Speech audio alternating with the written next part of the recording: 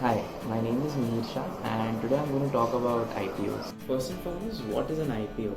So, IPO is an initial public offering which can be defined as the process by which a private company or a corporation can become public by selling a proportion of its stake to its shareholders. Through the IPO, the company gets its name listed on the stock exchange. So before an IPO, the company has very few shareholders. So these shareholders are basically founders, venture capitalists, angel investors. But during an IPO, a company opens up its shares to the public. So as an investor, you can buy shares of that company and become a shareholder of that company. Next is, why does a company actually offer an IPO, or what is the purpose that a company opens itself for an IPO? So there are a few reasons for this, but first and foremost, the most important reason, it's basically to raise capital for growth and expansion. So every company needs money to increase its operations or to create new products or to pay off existing debts. So going public is a great way to gain this much needed capital for a company.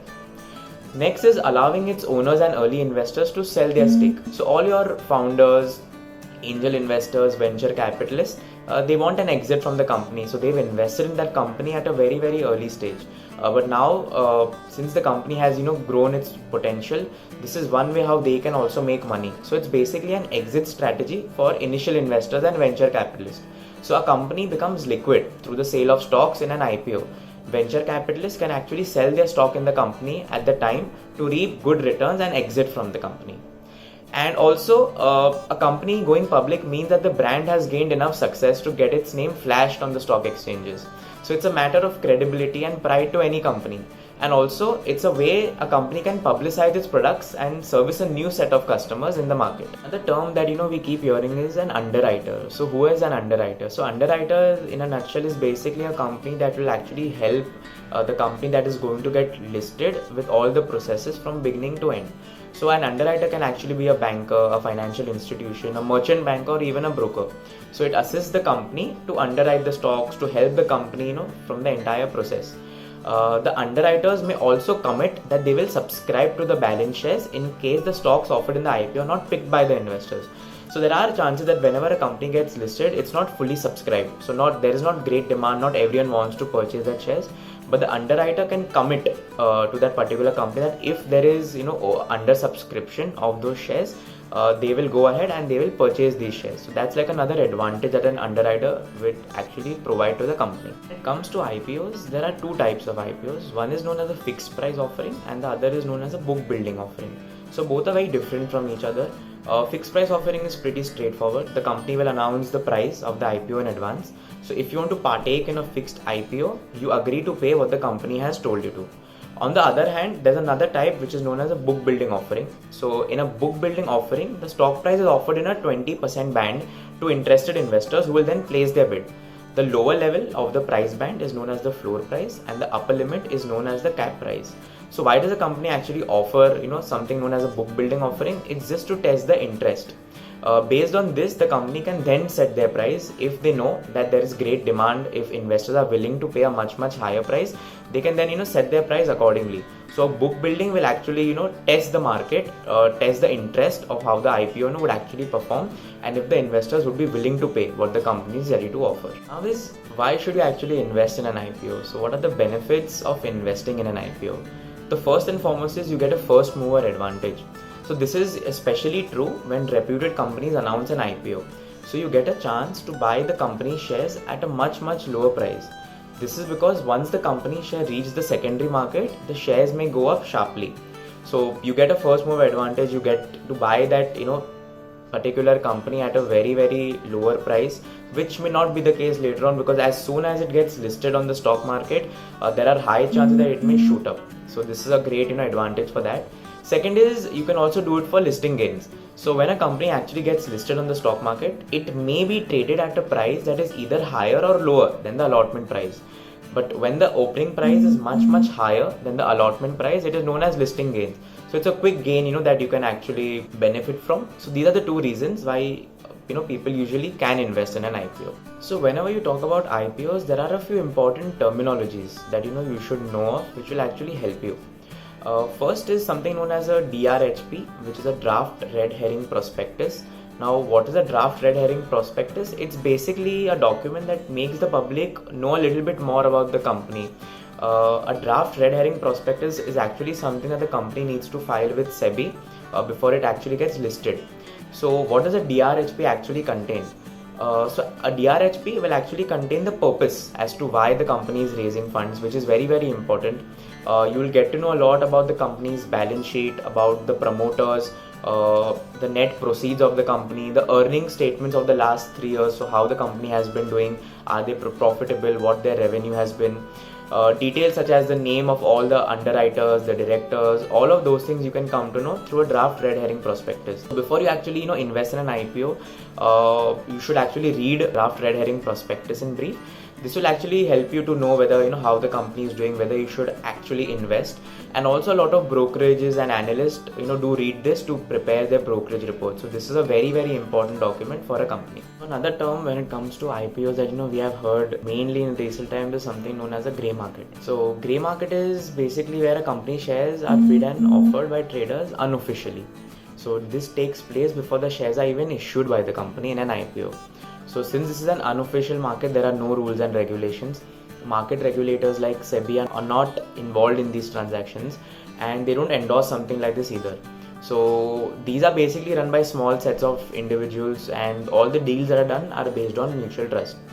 Now there's something known as grey market premium. So grey market premium is basically nothing but the price at which the shares are being traded in the grey market.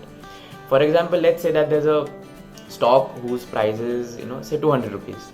But in the grey market, that stock is being traded at 600 rupees. So there is a grey market premium of 400 rupees. So which means that as an investor, they are willing to pay 600 rupees for that share.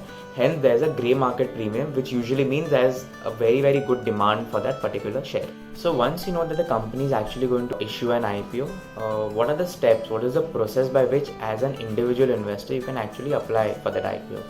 So in recent times, the process has become fairly simple because the entire process is done online. But there are still a couple of points that you should keep handy. First is in terms of funding. So before you invest in an IPO, you need to make sure that you have sufficient funds in your bank account, because whenever you apply for an IPO, that amount will get blocked. So unless and until you have those funds in your bank account, only then you can apply for an IPO. You can also apply for a loan from any bank or an NBFC whenever you want to apply for an IPO. Another point that you need to take care of is you need to have a demat account. So without a demat account, you can't invest into stocks. So the next thing that you need to do is actually open a demat account. So you can pick any reputed broker with a good proven track record and open a demat account. This demat account can not only be used for IPOs, but you can use that for any sort of investments like gold bonds, corporate bonds, purchasing of other shares and more. So the online process is fairly easy, in the way you can apply for it. You can do it from the investors portal on the broker's website, or alternatively, you can also download this form known as ASBA from your net banking platform. So whichever bank that you're using, every bank also has the process by which you can apply for an IPO using the ASBA form. What is an ASBA form? Basically, it's application supported by blocked account. So it allows the bank to block funds in the applicant's account against your funding for that IPO. So these are the 2 points that you need to take care of. One is funding, and another is opening a demat account, and another way that I told you all was by downloading the ASBA form. So these are the ways how you can actually apply for an IPO. Now let's say that you have your demat account ready, you have the funds ready, then how do you actually bid for an IPO? So an investor needs to bid while applying for shares in an IPO. It is done according to 2 things. One is you need to select the lot size. The lot size will be quoted in the company's prospectus. So lot size basically is the minimum number of shares that an investor has to apply for. So you cannot apply for more or less, you need to apply for that quantity itself, what is listed in the draft red herring prospectus. Next is you need to select a price range. So a price range is decided and the investors are actually required to bid within that price range. Now let's say there's an IPO and the price range is between 100 rupees and 102 rupees. You can actually bid for a certain lot size and the price has to be either 100, 101 or 102. It cannot go below that or you cannot exceed that. One good thing is that you can keep revising these bids during an IPO, but it should be noted, as I said earlier as well, whatever you bid for, that amount will get blocked into your bank account. This is something you need to take care of. So you need to select the correct lot size and you also need to play within that price range whenever you bid for an IPO. So when it actually comes to bidding, there is another important point that you should always take care of. So as an individual investor, you are allowed to invest in small lots worth 14,000 to 15,000 rupees. So that is the minimum that you have to invest. and on the maximum side you can apply for a maximum of rupees 2 lakh rupees in an IPO. So these are the two thresholds that you always need to take care of whenever you bid for an IPO. Now if we assume that you actually have been allotted those shares, what is the next step? What do you need to do? So as an investor, you actually don't need to do anything. If you remember, there was a certain fund that was blocked. You applied for that IPO. Now that fund will get unblocked, and if you have actually got the allotment of the IPO, that fund will get deducted from your bank account, and for those who do not get the allotment, that fund will get unblocked. So you can now use that fund for any other purpose. Now if you're one of those lucky people who's actually applied for an IPO and got that IPO, obviously that amount will get deducted, and what you have to do is now wait till the day the IPO is actually going to get subscribed on the stock exchange.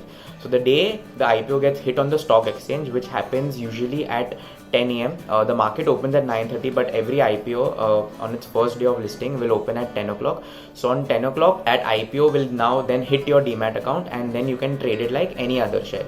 So it's a fairly simple process. As an investor, you actually don't need to do anything. You just need to know when that IPO is actually going to hit the market, so that once it's into your demat account, you can then take action like it's any other normal share. So when it comes to allotment, there are a few things that we need to understand. So whenever a company actually issues an IPO, there are various categories of investors who will actually bid for the IPO. As an individual investor, we come under the retail investors category. But similarly, there are other categories like QIBs, which are your qualified institutional buyers. You have your NIIs, which are your non-institutional investors. So your big mutual fund houses, NRI investors. A certain proportion of that IPO is already kept aside. Now let's take an example. Out of 100%, say only 35% is kept for the retail investors category. The rest is kept aside. The other 75% is kept aside for other your NRIs and your mutual fund investors. So the total demand for shares in the retail category, which is the category where people like you and me can invest, is judged by the number of applications received.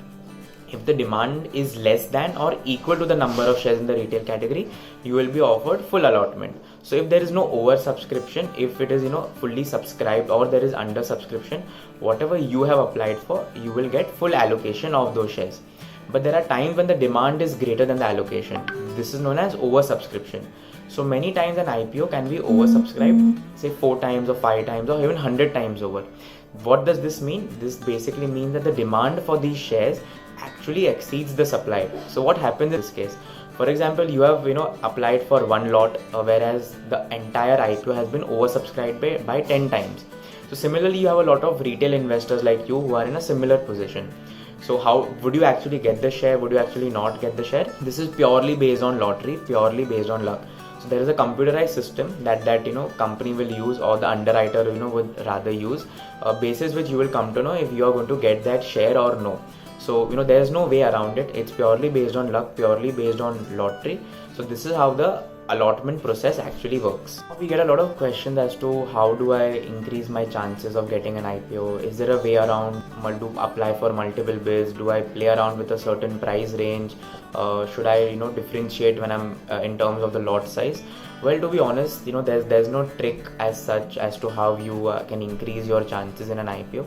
Just one suggestion that from my end is, what you all can do is, if you have multiple family members, you all can open a demat account of these multiple family members and apply for an IPO from each demat account. So for example, if you have 5 family members, you can open 5 demat accounts, because every PAN card you can open 1 demat account. Basis this, you can apply from the IPO from 5 of your family members, so that will at least increase your chances. Now that entire process towards the end is completely based on lottery, completely based on luck.